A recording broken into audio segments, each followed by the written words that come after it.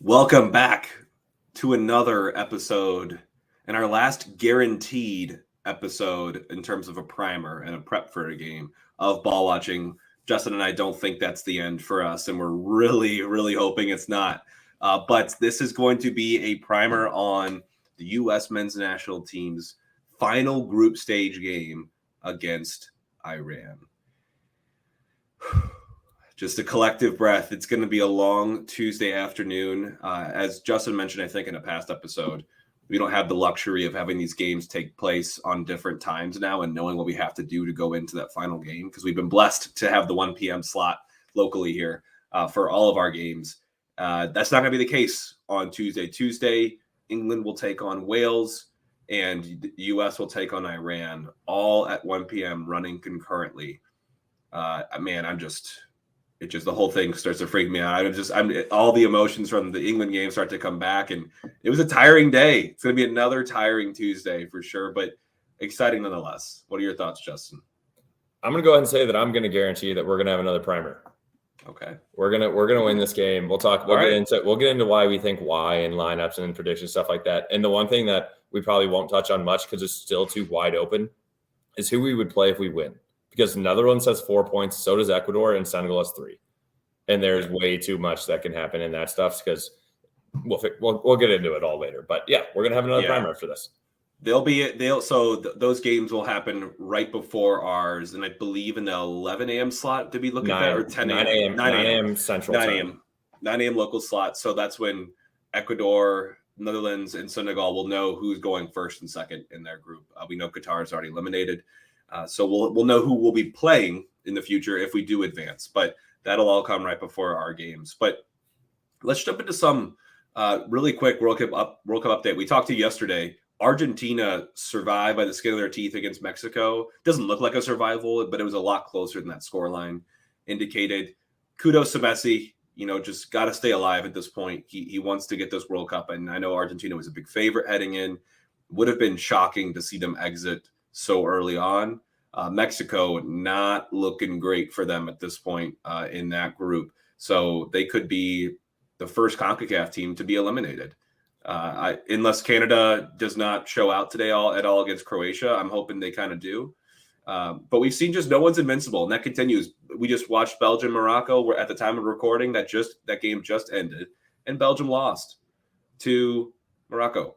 That group's going to be pretty nuts, depending on what happens here. It's just all this is kind of turning on its head. Costa Rica beating Japan. Oh, who would have saw that? After Japan just beat Germany. Yes, it's insane. It's literally insane. Like there's no stacking or qualifications of this team should beat this team. This team should beat this team. Or I guess they had the should be's, but what actually happens could be totally different. It's absolutely bizarre, but that's part of what keeps us coming back to the World Cup well. Like, it's amazing to watch these games unfold and these storylines, but a lot more to come on the World Cup update. Obviously, we're still at the beginning, or really the ending of the second match day for a bunch of the groups, and starting the third coming up here shortly. So let's jump into Iran. That's what we're all here for. Iran, a tale of two games for them. Obviously, they got absolutely obliterated by England in their first match day, 6-2. They clawed those 2 goals a little bit later on. They did look dangerous at times for sure, but they also just looked like defensive lapses. And England played them a lot more offensively than they played us, I think. And they lost their goalie due to concussion very early on in the game. So a lot kind of going on for them in that first game. And England, I think, was just revved up and ready to go. And unfortunately, they scored almost what we said. There was a 0.4% chance that England scored the goals that they did in that game. So England was just lethal on the day for them. So maybe a mix of a couple different factors. Then they beat Wales with 2 90-plus time goals to absolutely stab Wales. Like, that took all the wind out of their sails. They're on the very low end of our table. Obviously, we're right above them with 2 points, but Wales probably not feeling great heading to the final England matchup. Wales has no wind in their sails. Yeah. But something to note of this matchup between the U.S. and Iran, obviously there's a lot of political stuff that go on between these two countries, which we'll kind of touch on a little bit. But in terms of playing history, we've only played twice against Iran. And on the flip side of England, where I said that we kind of had their number, they've kind of had our number just throughout our 2 games. And I know that's not a lot of a sample size, but we've drawn them and we've lost to them.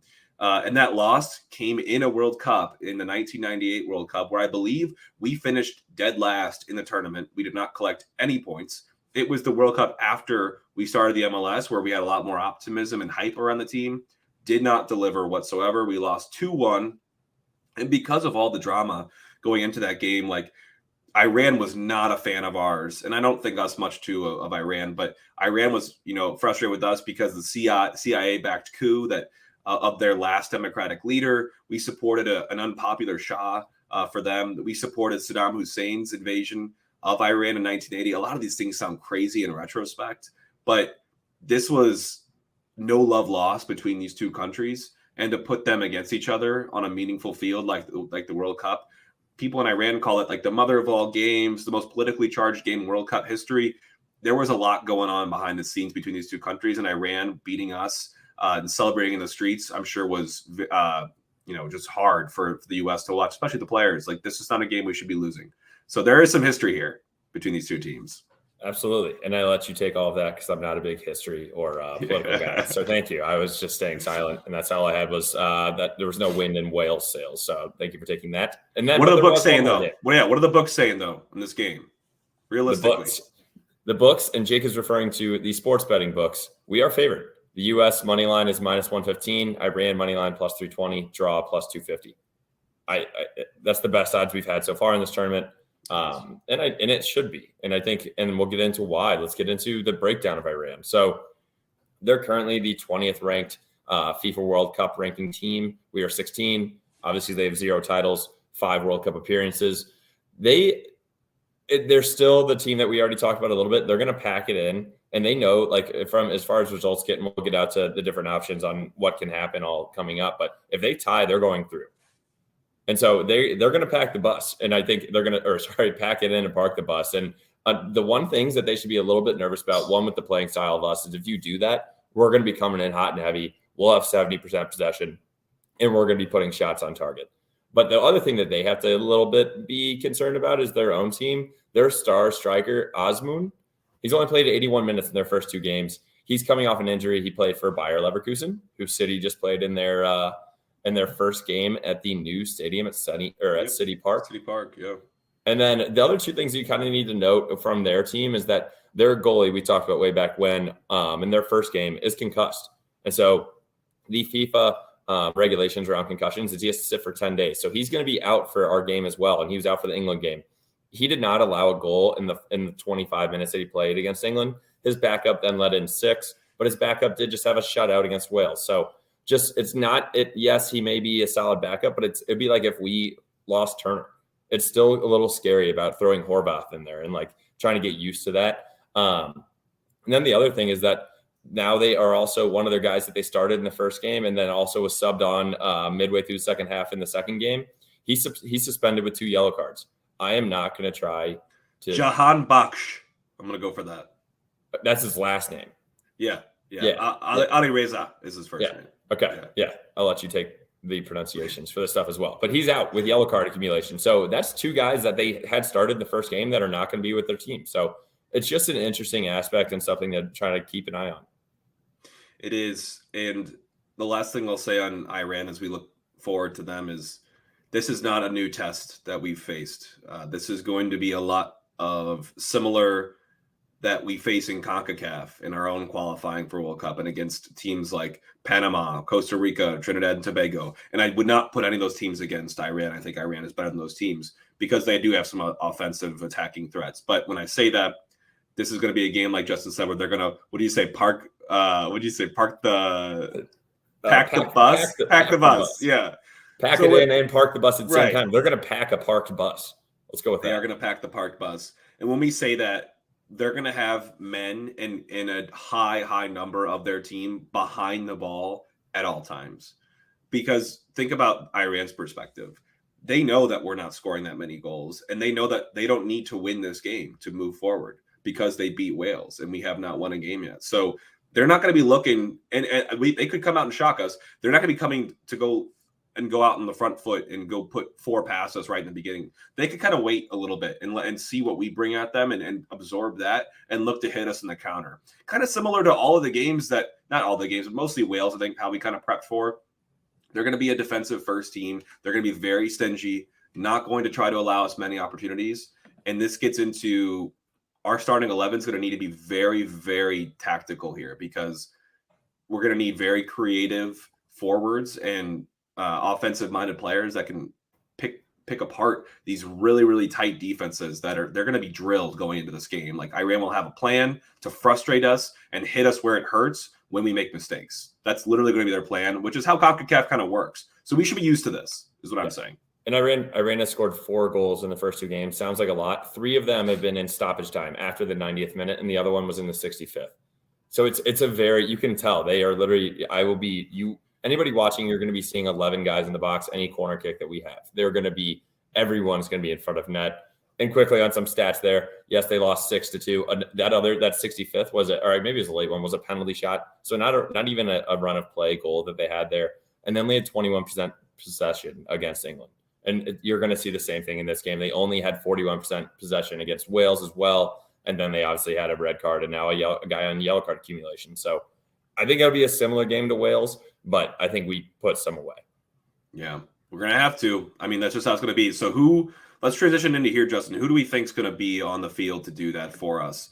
I think we've had some good debates here on what we think is going to happen with the starting 11s throughout all of these games thus far, because I think there's been some big decisions to make. I don't think Greg's been that bold in his decision making so far, but this is what I think our starting 11 is going to look like, and I keep saying it. I'll stop. I won't do the forward line yet. Let's go back 4 goalie first. I think, unless you're going to shock me here, no changes to the back 4 or Matt Turner in goal. What do you think about that?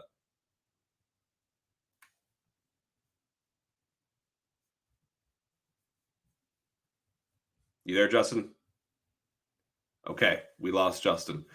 I am going to take this on for myself for a little bit while Justin gets his stream back up and running. But what you have here is a central midfield where I think will be largely unchanged. Justin, you back with us? Yeah, I got you now. There you go. No, we're good. I'm in the midfield. I think I spoke for you. Defense, goalie, no changes. Correct. Yep. So central midfield, no changes for me either here. I think what really worked last game was having McKennie and Musa go a little bit more wide and take away some of the wide space and really help overload on some of the channels, especially on the right side. Like McKennie, Dest, and Weah were just running train on England for a while on the right side, creating tons of opportunities and wreaking havoc. So I think the midfield for me remains unchanged. The most change is going to be up at the forward line. And that's because of this issue we have with not scoring goals coming into this game. For me, do I love the fact that I have Tim Weah, a guy that's not supposed to be a striker, in a striker position? No. But do I think Tim Weah is better than most of the other forwards that we have in the pool right now? Yes. And what I think we get into the situation is Greg is going to have to put the best and most creative players on the field and make sense of some of the madness in our lineup. And I know Weah is not a striker, but maybe he makes sense to play here because we know that he's lethal. He can score the chance he's going to get. Pulisic, I think similarly, he can create something from nothing. And Aaron said we haven't seen much of, but I want to see more of, and I really think he could be a big asset for this game. Gio is one I don't have on here right now. I'm just sketched with all the drama going around him. So would I love to see him? For sure. I do think we are going to see a good more amount of minutes from him, probably in the second half, maybe like a full 30, 35, depending on game state. So what do you think, Justin, here, I guess, moving up from midfield to forwards? No change in the midfield. Musa, Adams, Yep. McKennie has been great. Probably the best 3 on our team when we look at some of these games, with some flashes from Weah, obviously. But yeah, I'll agree. Pulisic on the left. I disagree with Weah up top. I'm going to keep him on the right. I think he starts. I think he has been creating chances there, and I don't think it's his fault that we're not putting these away in the middle. And that's why, hot take, going with our 3rd new starter up top. I'm going Jesus Ferreira. I know it's either that or Josh. Haji Wright didn't show me anything.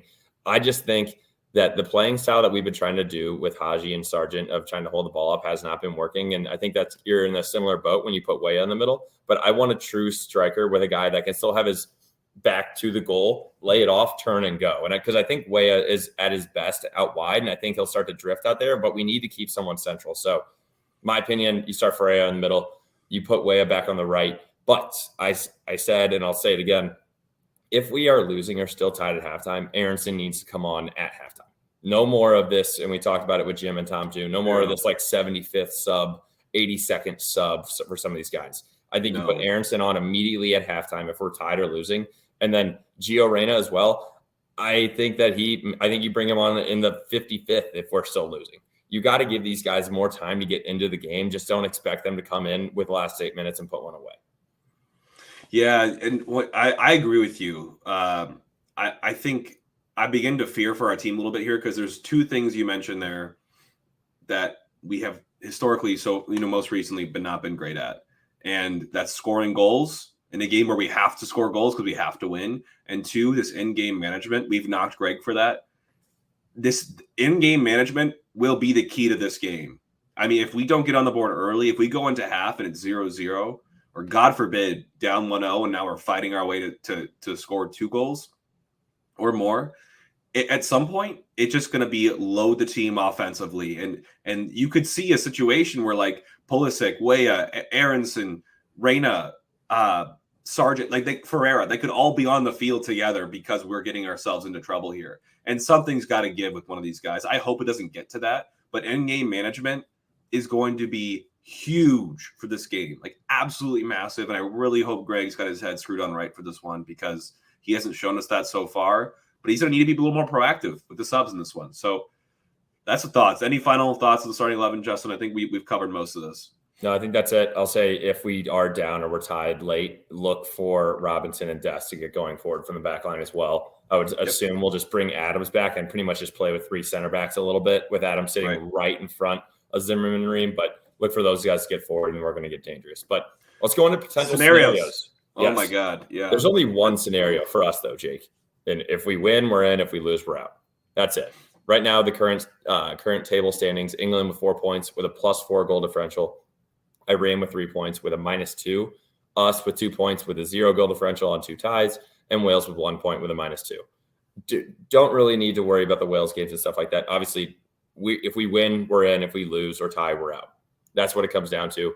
But the other side of those, if England beats Wales, England gets first, and we would get second. I'm doing all these on the assumption that we win. I don't really care where Iran would fall if we lose or tie. Yeah, we're not. If England ties Wales, England and us are going to be tied with 5 points, but we're going to lose that with goal differential. We're not going to beat Iran by 4. And then also, if England loses to Wales, we would win the group. And England and Wales would be tied at 4 points, and England's probably going to get through on goal differential unless Wales absolutely slacks them by 6. So just all you got to remember, everybody, is if we lose, we're out. If we tie, we're out. We have to win. Right. And these are running concurrently, like I said. So I'm sure the players will kind of know from the coaches what's going on, especially if there's some big things going on with the other game. But largely, our work's cut out for us. We know what we have to do. We have to go win. We have to go score goals. We cannot draw. We cannot tie. Like we just have to overcome the issues we've had with goal scoring in this game where it means the most. And I think the boys can get it done. And that kind of gets into our predictions. I don't know if, Justin, you want to start us off. I think I started us off last time. Yeah. My prediction is we get it done. And that's not one of those ones where, like, when we had England, like, oh, we're going to beat England. No, I actually think we get this one done. I think, like I said earlier, Iran's going to pack to the parked bus. And that never bodes well with a lot of these teams because they're just going to be taking on waves of attack, and we're going to absolutely dominate possession. I think we get it done 2-0.